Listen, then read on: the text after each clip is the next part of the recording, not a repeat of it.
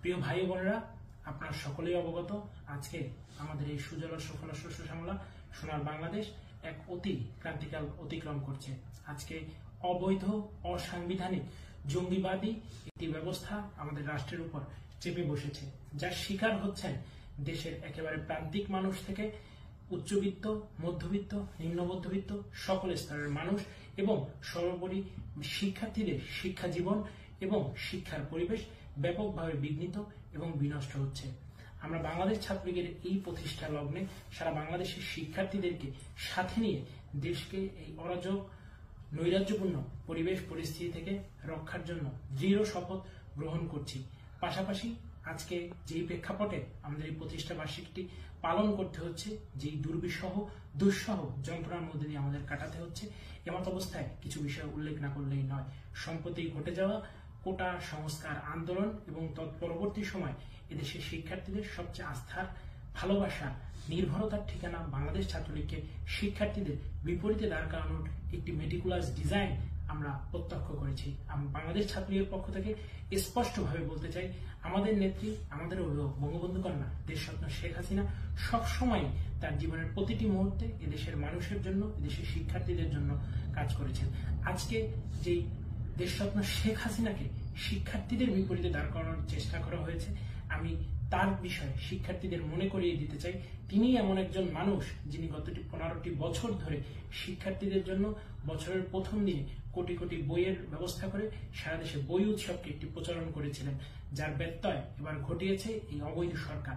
আমি শিক্ষার্থীদের মনে করিয়ে দিতে চাই, তিনি এমনই একজন মহামানবী যিনি সেই বাংলাদেশে শিক্ষার্থীদের উচ্চ শিক্ষার সুবিধার জন্য দেশের 64টি জেলায় 64টি পাবলিক বিশ্ববিদ্যালয় নির্মাণের মহাপরিকল্পনা গ্রহণ করেছেন এবং সেগুলো বাস্তবায়নের দোরগোড়ায় নিয়ে এসেছিলেন। তিনি এমনই একজন শিক্ষা বান্ধব মানুষ ছিলেন যিনি এদেশের শিক্ষার্থীদের জন্য দেশের মেডিকেল ব্যবস্থার উন্নতিকরণের জন্য 64 জেলায় 64টি মেডিকেল কলেজ স্থাপনের দোরগোড়ায় পৌঁছে গিয়েছেন। তিনি এমনই একজন শিক্ষা বান্ধব এবং কারিগরি শিক্ষাকে এতটাই গুরুত্ব দিয়ে দেখেছিলেন বাংলাদেশের উন্নয়নের জন্য যে দেশের সকল উপজেলায় তিনি একটি করে কারিগরি শিক্ষা ইনস্টিটিউট গড়ে তোলার মহাপরিকল্পনা করে সেটিও বাস্তবায়নের দোরগোড়ায় পৌঁছে গিয়েছে। যখন তিনি দেশকে নিয়ে, দেশের শিক্ষার্থীদেরকে নিয়ে এক অভূতপূর্ব উন্নয়নের রথযাত্রায় ছুটে যাচ্ছিলেন, তখনই কোটা সংস্কারের মাধ্যমে শিক্ষার্থীদের ভ্রান্ত করে তাদেরকে নিয়ে একটি মেটিকুলাস ডিজাইনের বাস্তবায়ন আমরা ইতিমধ্যে দেখতে পেয়েছি। শিক্ষার্থী বন্ধুরা, আন্দোলন চলাকালীন সময় আমি বাংলাদেশ ছাত্রলীগের সাধারণ সম্পাদক হিসেবে বারংবার বলেছি, শিক্ষার্থীদের সাথে ছাত্রলীগের নেতাকর্মীদের, ছাত্রলীগের যে শিক্ষার্থী বন্ধুরা রয়েছে তাদের কোনো দ্বন্দ্ব নেই, তাদের কোনো সংঘাতের অবকাশ নেই। আমরা ভাই, আমরা যেভাবে ক্যাম্পাসগুলোতে শিক্ষার পরিবেশ বজায় রাখতে শিক্ষার্থীদের সাথে নিয়ে কাজ করেছি, ভবিষ্যতেও আমরা একইভাবে কাজ করে যেতে চাই এবং আবারও দীপ্ত কণ্ঠে বঙ্গবন্ধু কন্যা শেখ হাসিনার নির্দেশে আমি বাংলাদেশ ছাত্রলীগের সাধারণ সম্পাদক হিসেবে এই প্রত্যয় ব্যক্ত করছি, সারা দেশের শিক্ষার্থীদের সাথে ছাত্রলীগ নেতাকর্মীদের কোনো দ্বন্দ্বের অবকাশ নেই, সুযোগ নেই। বঙ্গবন্ধু কন্যা দেশরত্ন শেখ হাসিনার বাংলাদেশ আওয়ামী লীগের সাথেও শিক্ষার্থীদের কোনো দ্বন্দ্ব সংঘাত নেই।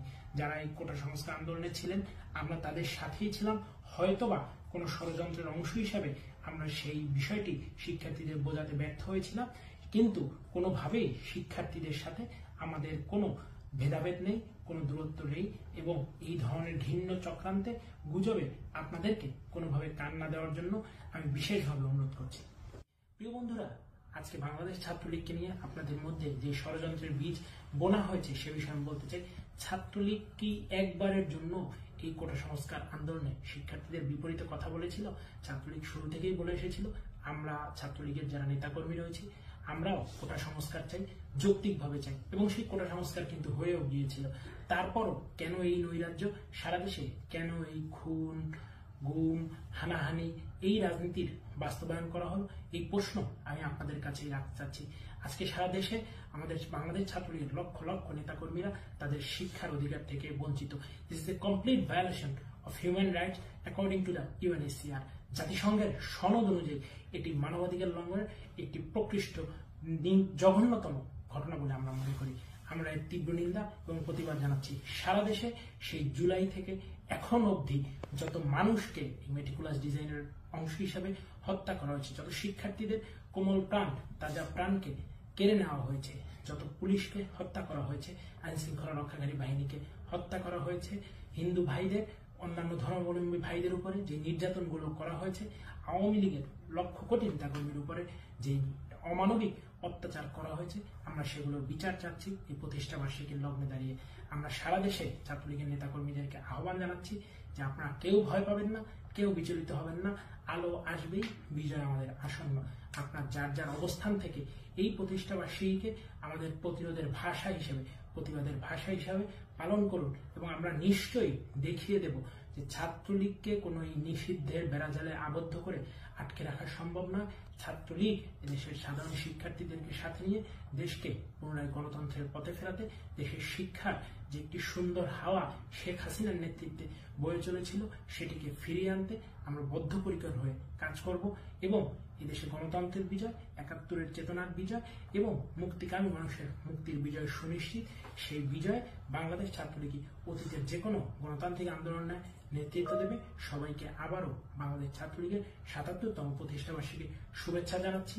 আমাদের সকল নির্যাতিত, নিপীড়িত নেতাকর্মীদের এই অবস্থা থেকে শুভ মুক্তি কামনা করছি এবং আমাদের যে নেতাকর্মীরা জেলে রয়েছেন, যারা হাসপাতালের বিছনায় এই অবৈধ সরকারের মেটিকুলাস ডিজাইনের অংশ হিসেবে আক্রমণের শিকার হয়ে যন্ত্রণায় কাটাচ্ছেন, তাদের সবার আশু রোগ মুক্তি কামনা করছি এবং সর্বোপরি ছাত্রলীগের নেতাকর্মীদেরকে একটি সুন্দর, সাবলীল, সফল প্রতিষ্ঠা বার্ষিকী আয়োজনের প্রত্যাশা দিয়ে, প্রতিশ্রুতি দিয়ে বক্তব্য শেষ করছি।